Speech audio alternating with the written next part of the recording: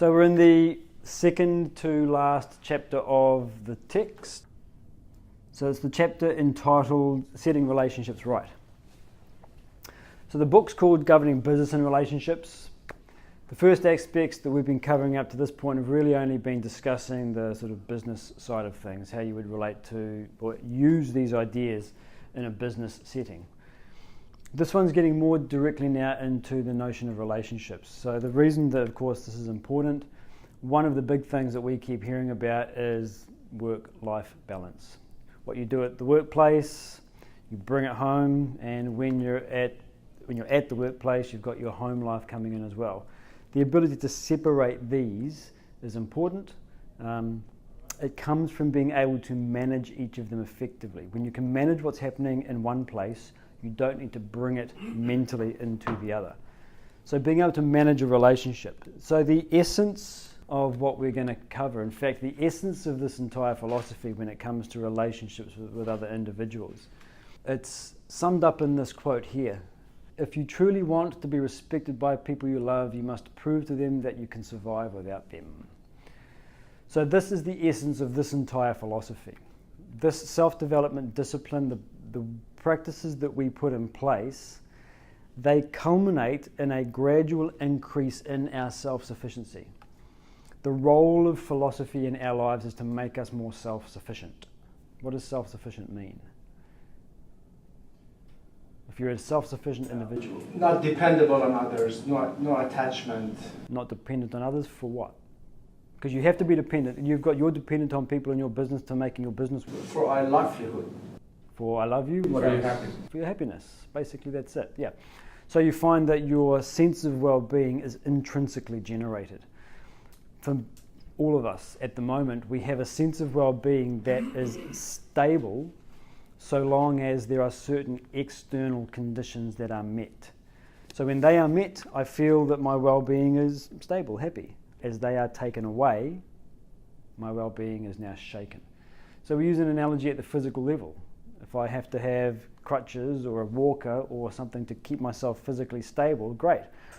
But if the walker gets taken away, I can't stand, I can't walk, I can't move without that support. We want to be intrinsically strong. Develop your core. This is what they say in Pilates and yoga and the gym and everything else. Develop your core so you can have a strong posture. This is exactly what we're talking about in philosophy. Develop your core. So the idea of when discussing relationships is that no relationship per se can bring us the joy or the sorrow that we experience. And this is part of the problem that we experience in relationships, is that we presume that the relationship itself, the person that we are dealing with, is the one who's bringing us the joy or the one who's bringing us the sorrow. Now this is problematic because if I believe that the source of my joy is the other person, then what happens? Subject to fluctuation, subject to somebody else's behavior.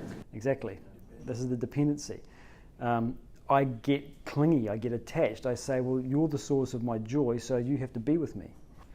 This is the exact opposite of the previous slide. This is now saying that the person that I love, I'm dependent on them. I need them for my well-being. And similarly, when the person that I'm with is causing me what I call sorrow, then I say it's your fault. You're not acting in a certain way, you're not being what I want you to be, and so you're causing me sorrow. So I put pressure on the other person to conform to my way of thinking. It's destructive to the relationship, the opposite of development. So whether we get joy or sorrow out of any relationship comes not from the person that we are contacting, but the way that we have chosen to relate. All right, and this is the quote that he brings up over and over again. All experience is a meeting of subject and object. And when it comes to person, I am the subject, you're the object, and you, and you, and you, and you, and you, and you. The problem, again, is that we presume it's the qualities of the object that determines my sense of joy or sorrow. It's a fallacy. It's one that we all make.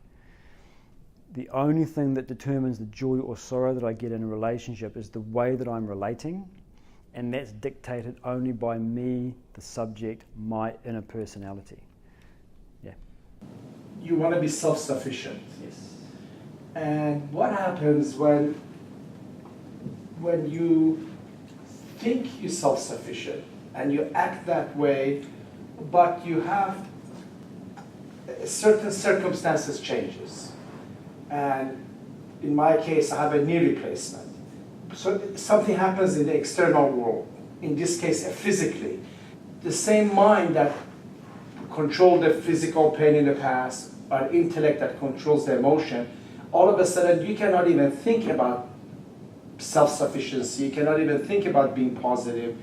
All those interdependency, physically, emotional, mentally, is thrown out the door. That shows how far away you are from your self-sufficiency by that experience, right? Which is at the bottom, basically. Well, again, it's difficult to say it's at the bottom, because let's say, for example, you lose your father, right? How did you relate to that experience? Very easily. Okay, so that's a very powerful emotional relationship that you have. And yet when he passed away, you were able to manage that in a way which shows your self-sufficiency.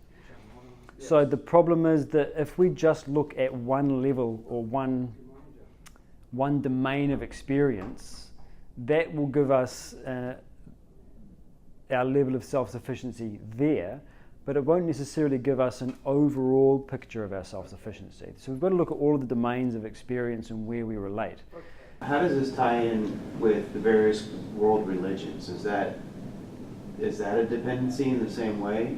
Or is it something that allows you to help not have these ties? Well, again, it depends entirely upon how you relate. You can relate to your religion in a way that makes you dependent upon being part of that community, being part of or having a relationship with that particular, whether it's your local priest or your prophet or your messiah or whatever. These can also become dependencies. And this is where we get religious fanaticism from. So the religious fanatic is entirely dependent upon his religious ideology or his religious community for his sense of belonging, for his sense of stability, for his well-being. It's the opposite of what religion is supposed to do. You can also relate to your religion in a way which liberates you from all of these. And so you may continue to stay with that community and so on and so forth, but you've liberated yourself from the dependency. You may use the ideology, but you don't become dependent on the ideology for your thinking.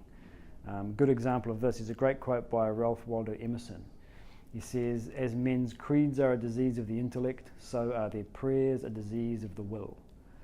So he says the creed is a disease of the intellect. What does that mean? A diseased intellect cannot think and reason independently, cannot think for itself. He says people use their creeds, their ideologies, because they have a diseased intellect. So what should my attitude towards gay marriage be, or euthanasia, or drug legalization, or any of these other hot button issues, abortion, etc.? Well, I don't know because I can't think for myself. So what will I do? I'll just fall back on my book. What did my book say 2,000 years ago? Oh, that must be true. And if there was something different written in the book, I'd believe that. So I outsource my thinking capacities to a 2,000-year-old book. So I've become dependent upon the ideology for even negotiating my way into the ballot box. This is the opposite of self-sufficiency. Use your text as a starting point. Okay, the book says this. I will do my own independent thinking and arrive at my own conclusion. What's the point they're trying to make there? Okay, investigate. Maybe there is an underlying value that is still important and useful for us here today, but the way that they were talking about it 2,000 years ago is now disgusting and abhorrent to us. But perhaps there is an underlying value that we can still extract out of that extreme story and use here today. Using the intellect to do that. Use the intellect to do that. So the purpose of religion is to liberate us from the dependency on that ideology. Unfortunately, people use it the other way around. They outsource their thinking because we lack the capacity to think, and it's tough. It's hard work to think independently. If it's something's too tough, let someone else do it. Thank you. Okay, so it says the mind is its own place, and it in itself can make a heaven of hell, a hell of heaven. So it doesn't matter what the person is that we're contacting, it'll be either great or terrible depending upon how we relate. So we have this question, does the perfect spouse exist? Does the perfect wife exist? The perfect husband? What would we say? Yes. Yes. It's you, isn't it, Ben? The one that you can relate to. Exactly. Becomes the perfect one. That's right. The perfect spouse is made not by their qualities, but by the way I choose to relate. If I relate properly to that person, she is the perfect wife. If I relate wrong to that person, she's the worst wife ever. So I make that person perfect by the way I relate, not her qualities. She's going to be a mixture of good and bad, like every human being. How am I relating to those qualities? I've turned her perfect. So when it comes to relationships, we can relate in one of two ways, objective or involved. So these are two ideas that we've covered at length. Think of objective or objectivity as the capacity in you to stand apart from the experience and not be influenced unduly by it. What's the example we always give when we're talking about objectivity? Watching a movie. When you're watching Romeo and Juliet, you are heartbroken, right? But are you suffering? No, of course you're not suffering. In fact, that's why you watch it over and over again, because you want to experience that heartbreak, that sense of loss.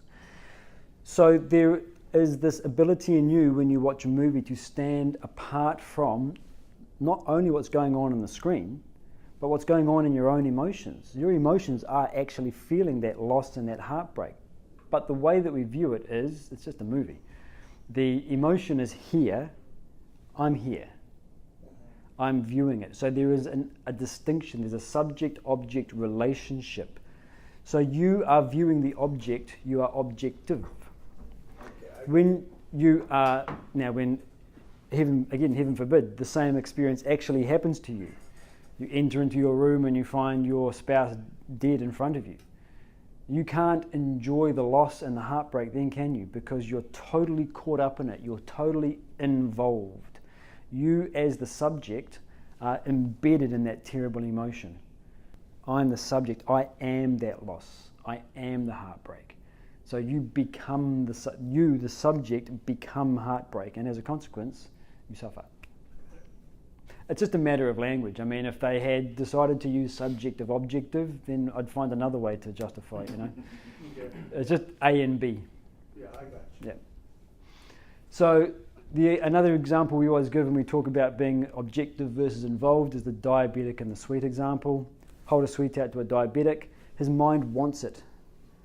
If he's involved, then his mind dictates the action, and so he takes it and eats it. If he's objective, he says, what's a sweet? I've got diabetes. If I eat it, I'll get sick, so I should say no. Very, very simple example, but the more we can analyze this, it's a very, very powerful one too. Involved means that I'm not in control. My mind is in control of my actions now. When I'm objective, I can hold the options as different objects and I can pick which one I'm going to use.